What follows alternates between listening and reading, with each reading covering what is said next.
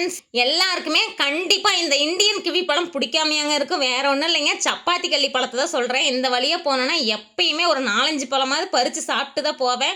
இன்னைக்கு கொஞ்சம் அதிகமாவே சாப்பிட்டனால திக்கா ரோஸா இருந்துச்சுங்களா, சாப்பிட்டுட்டு வீட்டுக்கு போறப்ப தம்பிங்களுக்கு பறிச்சுட்டு போலான்னு பறிச்சு பாவத்துக்கு முள்ளு குத்திட்டுங்க. அப்படியே ஊசி தைக்கிற மாதிரி நல்லா ஷார்ப்பா தைச்சிருச்சு. கை கட்டினது வாய் கட்டலுங்கிற மாதிரி கீழே போட்டு மேலே போட்டு எடுத்துட்டு வந்தது தான் மிச்சம். இது மஞ்சள் கலர் பூ ரொம்ப திக்கா இருந்துச்சுங்களா, சரி உங்களுக்கு காமிக்கலாம் அப்படின்னு சொல்லி பறிச்சு காமிச்சேன். அதுல தேனி இருந்ததை விட்டா கடிச்சிருக்க மாட்டிருக்கு. தேனி கிட்டலாம் நம்மள போய் சீண்ட முடியுமா? கடிச்சதுன்னா அப்படியே பெருசு பெருசா வீங்கி போய் கிடக்கிற மாதிரி கொப்பளம் வந்துடும்.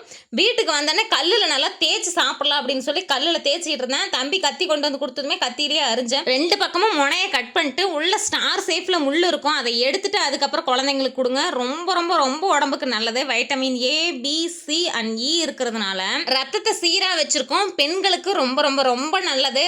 வாரத்துக்கு 2 டைம் இல்லைன்னா தினசரி கிடைச்சா கூட சாப்பிடுங்க.